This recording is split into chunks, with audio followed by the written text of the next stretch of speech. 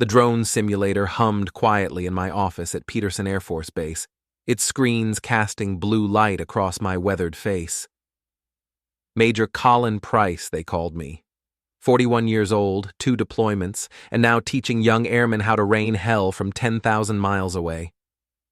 Easier than dealing with targets at home, I thought grimly as I scrolled through Facebook on my phone. Before we dive deeper into this story, I have one small request. Please subscribe, drop a like, comment, and hit that hype button to boost this channel so more people can discover these incredible Reddit stories. There it was.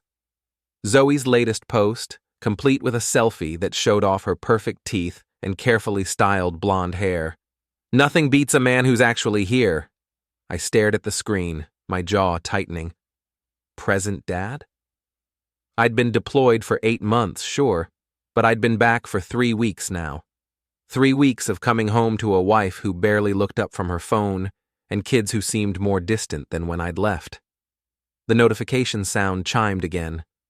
Another comment on Zoe's post from someone named Steve Lasker. Kids need strong guidance when dad's away. Lucky they had the right coach. Coach?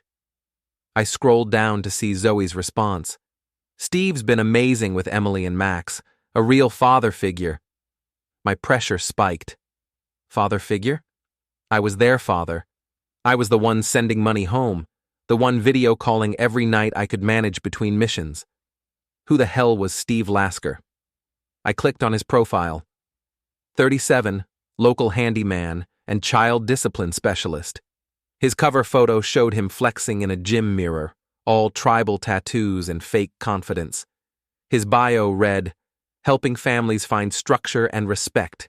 Kids need boundaries. The office door opened behind me. Sir? Sergeant Lyle Martinez poked his head in, his tech-savvy face creased with concern. You look like you want to drone strike someone. Maybe I do, I muttered, showing him the phone screen. Meet my wife's new best friend. Lyle whistled low. Discipline specialist? What kind of discipline we talking about here? The kind that makes my kids afraid to look at me during video calls, apparently. I closed Facebook and pulled up my email. I need to make some calls. That evening, I tried calling home for our usual bedtime routine. Emily answered, my 8-year-old daughter's face filling the laptop screen. But something was wrong. She looked tired, and there was a faint purple mark on her upper arm, barely visible beneath her pajama sleeve. Hey, sweetheart, how was school today? It was okay. She glanced nervously over her shoulder. Daddy, I have to go soon. Steve says we shouldn't stay up late talking. Steve says? I kept my voice level. Where's Mommy? She's in the kitchen with Steve. They're laughing about something. Emily's voice dropped to a whisper. Daddy, when are you coming home? Before I could answer, I heard Zoe's voice in the background. Emily, get off that computer right now. You know the rules about screen time. The call ended abruptly. I sat back in my chair staring at the blank screen. In 15 years of military service, I'd learned to trust my instincts. And right now, every instinct I had was screaming that something was very, very wrong at home. My phone buzzed with a text from Mrs. Dilly, our 70-year-old neighbor. Colin, call me when you can. It's about the kids. I dialed her number immediately. Oh, Colin, thank goodness, she whispered.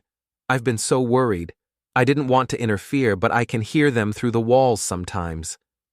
Hear what, Mrs. Dilly? That man, Steve, he shouts at Emily and Max, and Zoe. She just laughs. Yesterday I heard him say he'd teach Max about real consequences if he didn't stop crying. My grip tightened on the phone. Did you record any of this? Well, I might have. My grandson set up this security system and it picks up audio from next door sometimes. I have a file on my computer. Send it to me, right now. 20 minutes later, I was listening to my worst nightmare. Steve's voice, cold and threatening. Stop sniveling, Max, or I'll give you something to really cry about. Your daddy's not here to save you. And in the background, Zoe's giggle. I closed the laptop and reached for my phone, dialing my commanding officer. "Sir, I need emergency family leave. There's a situation at home that requires immediate attention." As I hung up and started packing, I muttered to myself, "Nothing beats a father who comes home unannounced." The flight from Colorado Springs to Hartford felt like the longest 4 hours of my life. I'd called ahead and arranged to stay at a hotel near the base, telling Zoe I was delayed another week. I needed to see what was really happening in my house before I made my presence known. I picked up my rental car and drove through our neighborhood just after sunset. Our 2-story colonial looked the same from the outside: white siding, black shutters, the maple tree I'd planted when Emily was born. But Steve's beat-up pickup truck sat in my driveway like a territorial marking. I parked 3 houses down and called Sergeant Lyle. "I need a favor," I said. "How fast can you walk me through setting up remote surveillance on my home network? Give me 30 minutes and access to your Wi-Fi password. I can have you seeing and hearing everything." While Lyle worked his technical magic, I sat in the rental car and watched my house. Through the living room window, I could see Zoe and Steve on the couch, drinking wine and laughing. My kids were nowhere in sight, probably already in bed, even though it was only 7:30. My phone buzzed with a text from Lyle. "You're all set. Check your email for the app link." Within minutes, I was watching my own living room through the security camera I'd installed before my last deployment. The audio came through crystal clear. "He has no idea," Zoe was saying, curled up against Steve's side. "Colin's so wrapped up in his military hero complex, he doesn't see what's right in front of him." Steve's laugh was ugly. "Those kids needed a firm hand. Emily's got too much mouth on her, and Max is soft as butter. Good thing their old man wasn't around to interfere." "You've been so good for them," Zoe purred. "And for me. I forgot what it felt like to have a real man around." I had to grip the steering wheel to keep from putting my fist through the car window. The next morning, I positioned myself at a coffee shop across from Emily's elementary school. When the buses arrived, I watched my daughter get off, and my heart sank. She moved carefully, like someone who'd learned not to draw attention to herself.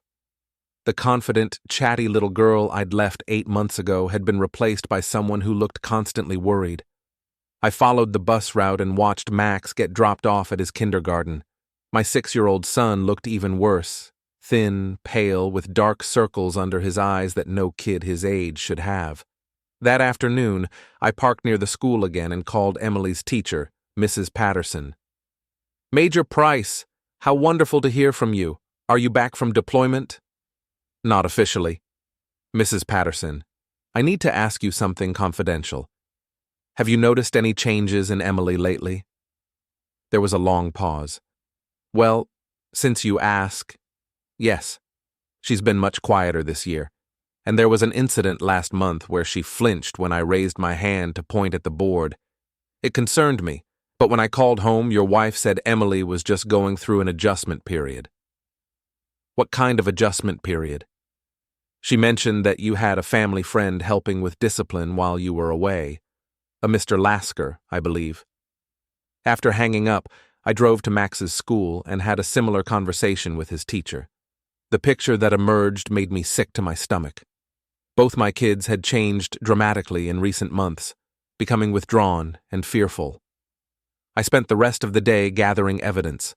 I retrieved deleted text messages from Zoe's cloud backup, messages to her friend Kayla bragging about Steve's firm hand with the kids and mocking my absence. I downloaded financial records showing she'd been paying Steve for childcare services out of our joint account. But the worst discovery came that evening, when I used Lyle's surveillance setup to watch Steve discipline Max for spilling juice at dinner. "Clean it up right now," Steve barked at my 6-year-old son. "And stop that crying or I'll give you something to cry about." Max scrambled to clean the spill with shaking hands while Steve loomed over him. When Max accidentally knocked over his chair, Steve grabbed his arm and yanked him upright. "Clumsy little brat. Your father should have taught you better before he ran off to play soldier." Zoe, washing dishes at the sink, didn't even turn around. I was out of the car and walking toward my front door before I realized I'd moved, but I forced myself to stop. Bursting in now, furious and without a plan, would only make things worse for my kids. Steve would claim I was an unstable veteran, and Zoe would back him up. I needed to be smarter than that. I drove back to my hotel and spent the night planning. By morning, I had a strategy that would destroy both of them, legally, professionally, and socially. The first call I made was to a family law attorney. The second was to Child Protective Services. The third was to the state licensing board that oversaw Zoe's certification as a home health aide. Nothing beats a father who fights smart, I told my reflection in the hotel bathroom mirror. It was time to come home. I arrived at my house the next morning at exactly 9 a.m. when I knew Steve would be there. I'd watched their routine for 3 days now. He showed up every morning after the kids left for school, staying until mid-afternoon when they returned. I used my key to enter through the front door, making no effort to be quiet. The sound of my boots on the hardwood floor echoed through the house. "Zoe," I called out, "I'm home early." The scrambling sounds from upstairs were almost comical. Footsteps, hushed voices, the squeak of bed springs. I walked calmly to the kitchen and started making coffee, listening to them panic above me. 5 minutes later, Zoe appeared at the top of the stairs, her hair hastily pulled back and her clothes obviously thrown on in a hurry. "Colin, you're home! I thought you said next week." "Change of plans." I took a sip of coffee and looked up at her with a smile that didn't reach my eyes. "Where are the kids?" "School, of course. It's Thursday morning." "Right. And where's Steve?" Her face went white. "Steve? I don't know what you mean." "The discipline coach, your new best friend, the father figure." I pulled out my phone and showed her the Facebook posts. "This Steve." Heavy footsteps on the stairs announced Steve's arrival. He'd managed to get fully dressed, but his shirt was inside out, and he was trying too hard to look casual. "You must be Colin," he said, extending a hand I didn't take. "I'm Steve Lasker. I've been helping Zoe with the kids while you were away." I looked him up and down slowly. He was bigger than me, maybe 6'3" to my 5'11", with the kind of gym muscles that looked impressive, but had never been tested in real combat. His handshake would be too firm, his eye contact too aggressive. Classic insecure alpha male behavior. "Helping how exactly?" I asked. "Well, you know how kids can get when dad's not around. They needed some structure, some boundaries." "Boundaries?" I nodded thoughtfully. "Like teaching my 6-year-old son about real consequences when he cries?" Steve's confident expression flickered. "I'm not sure what you mean." I pulled out my phone and played the audio file Mrs. Dilly had sent me. Steve's voice filled the kitchen. "Stop sniveling, Max, or I'll give you something to really cry about. Your daddy's not here to save you." The silence that followed was deafening. "That's taken out of context," Steve said finally. "Kids need firm guidance." "They need their father," I replied quietly.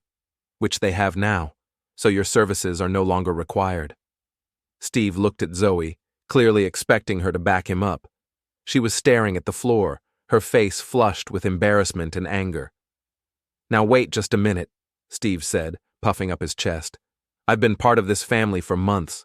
You can't just waltz in here and—" "I can do whatever I want in my own house," I interrupted, my voice still calm, but with an edge that made him step back.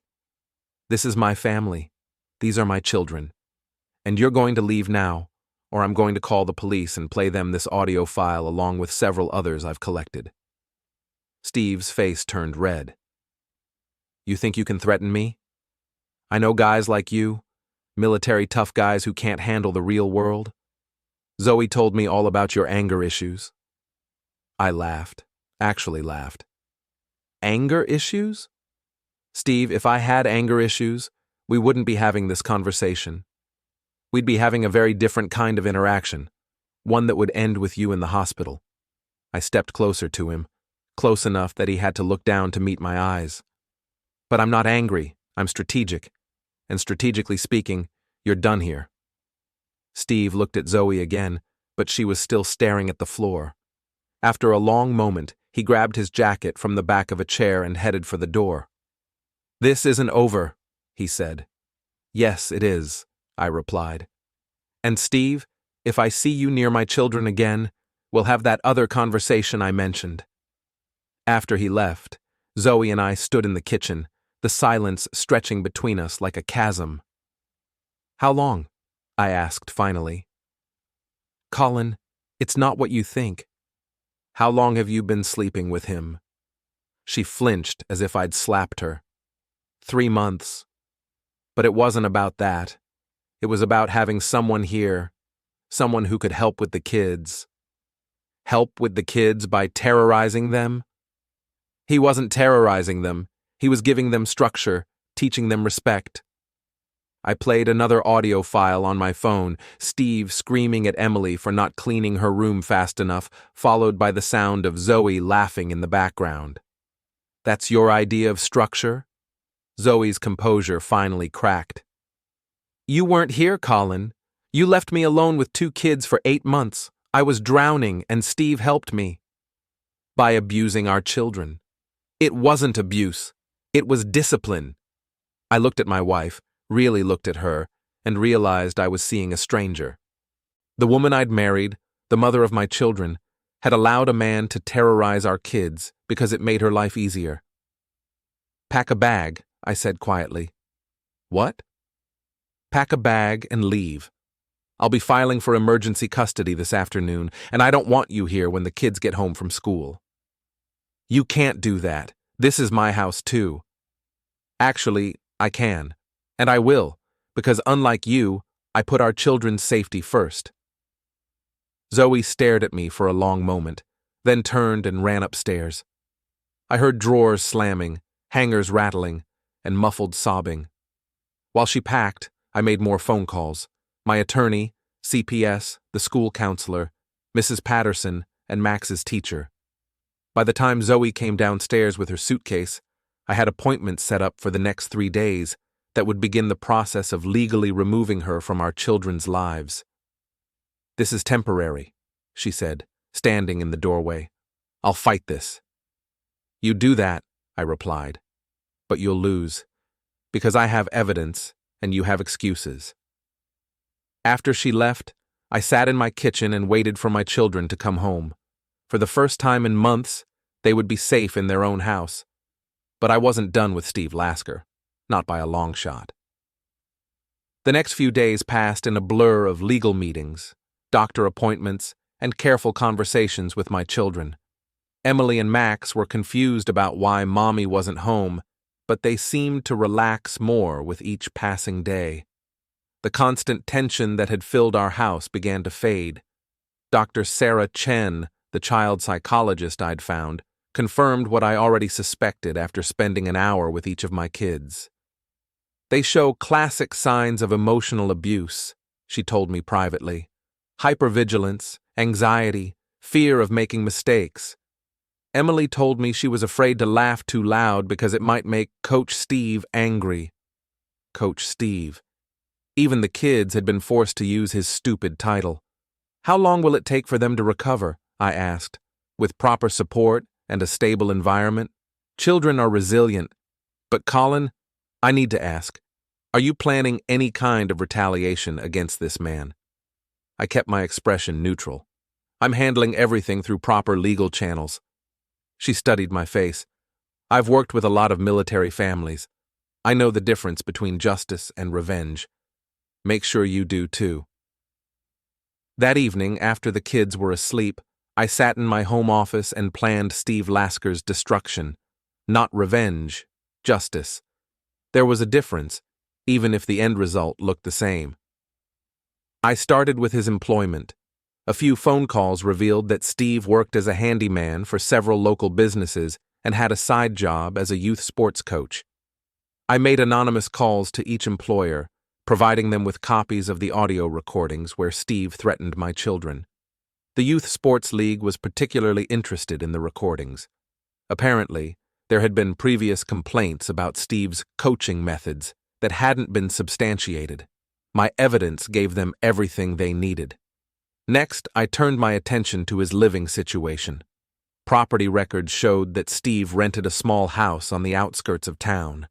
His landlord, according to the lease I'd obtained through my attorney, had a strict no-disturbance policy. I waited until midnight, then drove to Steve's house.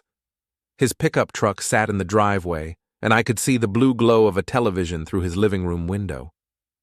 Using skills I'd learned in the Air Force, I attached a small GPS tracker to the underside of his truck and set up a motion-activated camera across the street. Over the next week, I documented Steve's routine. He was a creature of habit. Same bar every night, same grocery store, same gas station. He also had a problem I hadn't known about. He was popping pills. OxyContin, from what I could observe, probably left over from some old injury he was milking. The pills gave me an idea. I called in an anonymous tip to the police about a possible drug dealer operating out of Steve's address. I didn't lie. I simply reported that I'd observed frequent short-term visitors and suspected drug activity. The fact that Steve's pill habit might look suspicious to investigating officers wasn't my problem. The police visit happened on a Thursday evening. I watched from my surveillance post as 2 officers knocked on Steve's door and asked to speak with him. The conversation lasted 20 minutes, and while they didn't arrest him, I could see Steve was shaken by the encounter. But my real masterpiece was still to come.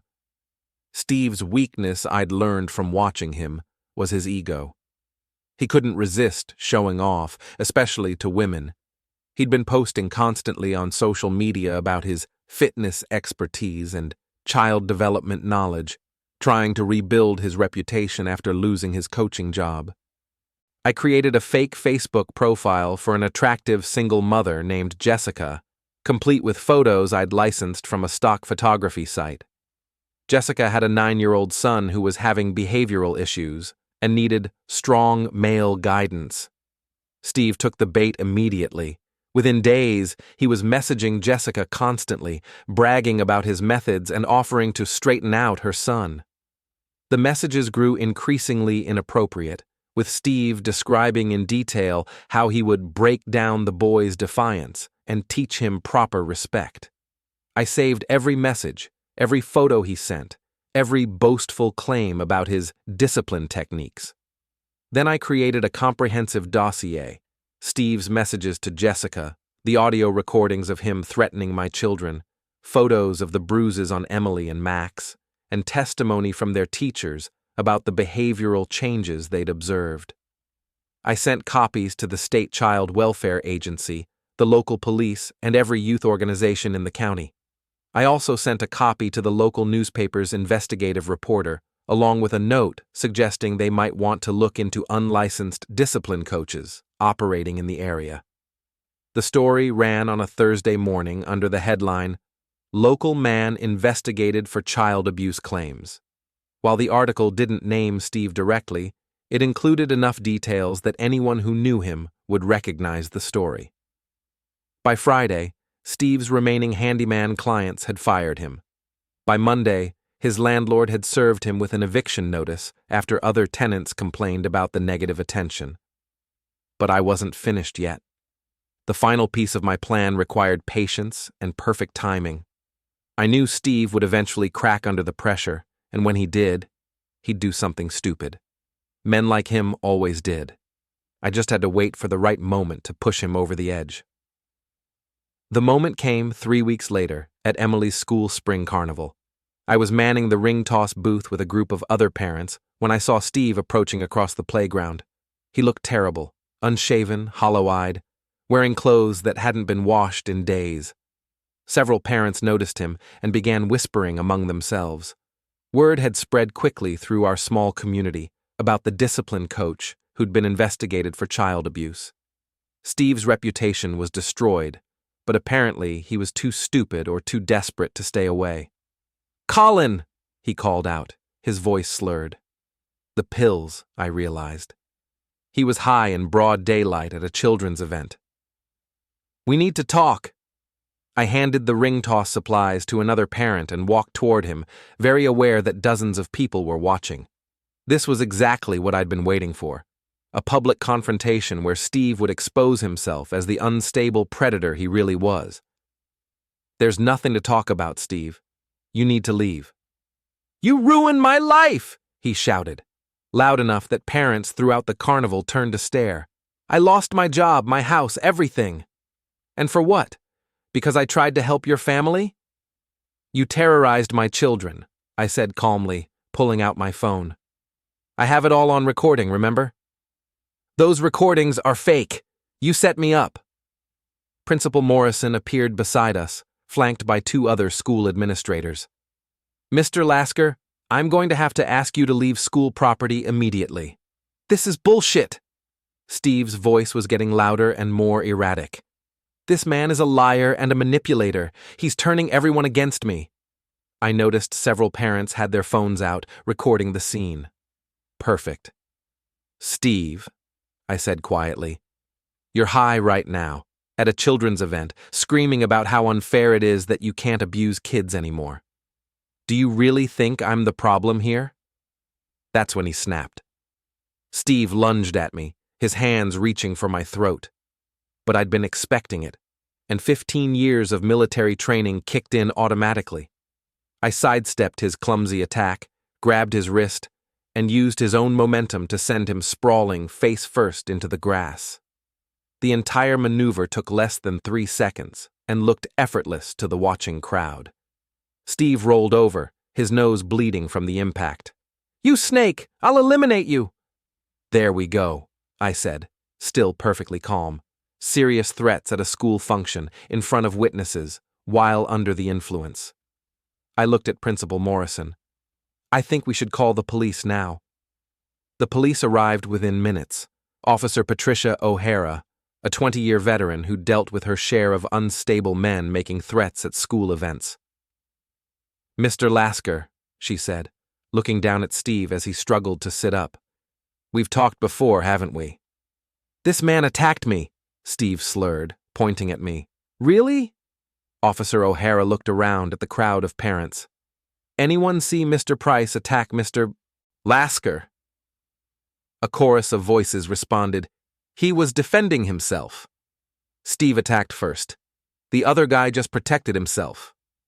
Officer O'Hara nodded and helped Steve to his feet. "Mr. Lasker, you're under arrest for assault, making terroristic threats, and public intoxication." As she handcuffed him, Steve continued screaming about conspiracies and setups. The crowd of parents watched in disgusted silence as he was loaded into the police car, their children pressed close to their sides. After the police left, Principal Morrison approached me. "Mr. Price, I want to apologize. We had no idea about Mr. Lasker's history when your wife first brought him to school events." "It's not your fault," I replied, "but you might want to consider requiring background checks for anyone who wants to volunteer with children." That evening, I sat on my front porch with Emily and Max, watching them play in the yard. They were laughing, actually laughing, for the first time since I'd been home. "Daddy," Emily said, running up to me with grass stains on her knees, "are you going to stay home now?" "I'm going to try, sweetheart. I'm going to try very hard." Max climbed into my lap, something he hadn't done since I'd returned from deployment. "I'm glad Coach Steve is gone," he whispered. "He was scary." "He can't hurt you anymore," I promised. "No one can." Later that night, after the kids were asleep, I received a text from an unknown number. It was from Lisa Hendricks, Steve's ex-wife. "I saw the news about Steve's arrest. I wanted to thank you. I tried to warn people about him for years, but no one would listen. He did the same things to my daughter from my first marriage. I have documentation if you need it for your custody case." I called her immediately. Lisa had been documenting Steve's abusive behavior for over 2 years, trying unsuccessfully to get authorities to take action. She had photos, recordings, medical records, everything I needed to ensure that Steve would never be around children again. "Why didn't anyone listen to you before?" I asked. Because I was just his crazy ex-wife, she said bitterly. But you're a military officer, a man, and you have fresh evidence. They'll listen to you. She was right. When I presented Lisa's documentation along with my own evidence, the district attorney decided to pursue felony charges against Steve. The case made headlines throughout the region. Unlicensed discipline coach charged with multiple counts of child abuse. Steve pled guilty to avoid trial and was sentenced to 3 years in prison, followed by lifetime registration as a child offender. He would never be allowed around children again. But I still wasn't finished. Zoe had been staying with her friend Kayla since I'd thrown her out, calling constantly and begging for another chance. She claimed she'd been manipulated by Steve, that she'd never realized how bad things had gotten, that she'd do anything to save our marriage. I might have believed her if not for the recordings where she laughed while Steve terrorized our children. The custody hearing was scheduled for a Tuesday morning in early May. I arrived at the courthouse with my attorney, Janet Walsh, carrying 3 binders of evidence. Zoe was already there with her lawyer, a young public defender who looked like he'd rather be anywhere else. Mr. Price, the judge said after reviewing the preliminary documents, this is quite an extensive case file you've submitted. Yes, Your Honor. I believe the evidence speaks for itself. Judge Martinez spent 20 minutes reviewing the audio recordings, photographs, medical reports, and witness statements. Zoe's lawyer tried to object several times, but there was nothing to object to. Everything had been obtained legally and documented properly. Mrs. Price, the judge said finally, do you have any response to these allegations? Zoe stood up, tears streaming down her face. Your Honor, I made mistakes. I was lonely and overwhelmed, and I trusted someone I shouldn't have. But I love my children. I would never intentionally hurt them. According to these recordings, you were present when Mr. Lasker threatened your children with physical violence. You can be heard laughing during several incidents. I was nervous. Sometimes people laugh when they're uncomfortable. Judge Martinez looked at her with obvious skepticism. Mrs. Price, I've been presiding over family court for 15 years. I've heard every excuse imaginable, but I've never had a case with this level of documented evidence showing a parent's willful endangerment of their children. She turned to me. Mr. Price, what are you seeking in terms of custody? Full physical and legal custody, Your Honor. Supervised visitation for Mrs. Price only, with the requirement that she complete parenting classes and psychological evaluation. Granted, the judge said without hesitation. Mrs. Price, you will have supervised visitation with your children for 2 hours every other Saturday, contingent on your completion of court-ordered counseling and parenting education. This order is effective immediately. Zoe collapsed into her chair, sobbing. Her lawyer patted her shoulder awkwardly and whispered something about appeals. But I wasn't done yet. I had one more surprise for my ex-wife. Your Honor, I said, there's one additional matter. Mrs. Price is a licensed home health aide. I believe the state licensing board should be made aware of her failure to protect children in her care. Janet handed the judge another folder. These are copies of all evidence being submitted to the state board for review of Mrs. Price's professional license. Zoe's head snapped up. You can't do that. I need that license to work. You should have thought of that before you allowed a predator to abuse your children, I replied calmly. After the hearing, Zoe cornered me in the courthouse parking lot. Colin, please, I know I messed up, but we can fix this. We can go to counseling, start over. The kids need their mother.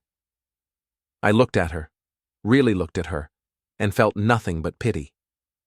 The kids need a mother who protects them. You're not that person. I can change. Maybe you can, but it's too late for us. I got into my car and rolled down the window. Zoe, I want you to understand something. This isn't about revenge. This is about consequences. You made choices, and now you have to live with them. As I drove away, I could see her in my rearview mirror, standing alone in the parking lot, finally understanding that her actions had destroyed everything she claimed to love. 2 weeks later, the state licensing board revoked Zoe's certification. She lost her job at the home health agency and had to move back in with her parents in another state. Her supervised visitation rights were suspended after she failed to show up for her first scheduled appointment. Apparently, the humiliation of having a court-appointed monitor was too much for her ego to handle. Steve, meanwhile, was settling into his new life in state prison. I'd heard through mutual acquaintances that he wasn't adapting well to being on the receiving end of institutional authority. One evening in late May, I was grilling burgers in the backyard while Emily and Max played on their swing set. Mrs. Dilly came over with a plate of her famous chocolate chip cookies. "How are you holding up, Colin?" she asked, settling into one of our patio chairs. "We're doing good.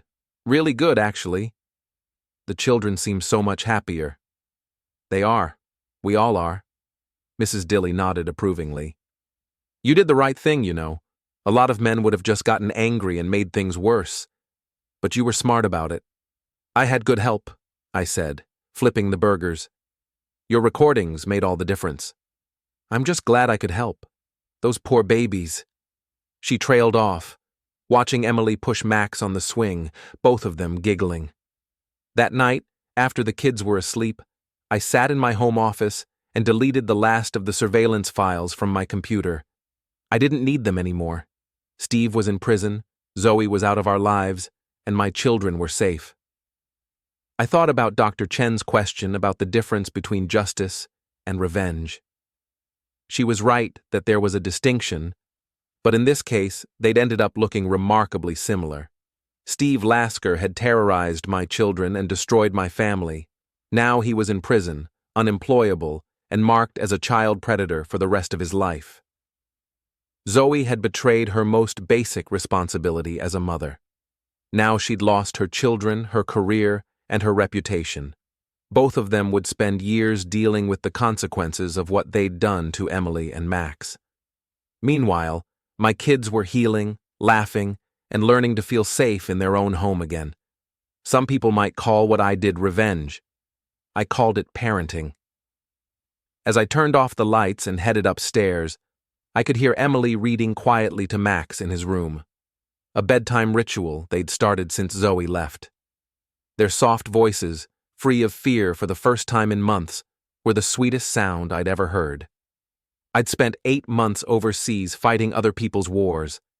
But the most important battle I'd ever fought was the one for my children's safety and happiness. And unlike some wars, this one had a clear winner and a definitive end. Steve Lasker learned that terrorizing children has consequences. Zoe learned that betraying your family destroys everything. And I learned that sometimes the best revenge is simply being a better parent than the people who tried to replace you. My kids were safe. My family was whole again. And the predators who'd invaded our lives were exactly where they belonged, in prison and in exile, facing the consequences of their choices every single day. Justice, revenge, protection, consequences. Call it whatever you want. The result was the same. My children could sleep peacefully in their own beds, knowing their father was home and would never let anyone hurt them again. As I tucked Emily and Max into their beds that night, Emily looked up at me with the bright, fearless eyes I remembered from before my deployment. "Daddy," she said, "I'm glad you came home." "Me too, sweetheart. And I'm never leaving again." Some battles are worth fighting. Some enemies deserve to be destroyed. And sometimes protecting the people you love means making sure the people who hurt them face consequences they'll never forget. Steve Lasker and Zoe Price learned that lesson the hard way. My children learned they could count on their father to keep them safe. And I learned that coming home isn't just about geography. It's about making sure home is a place where the people you love can be happy and secure. The war was over, we'd won, and everyone got exactly what they deserved.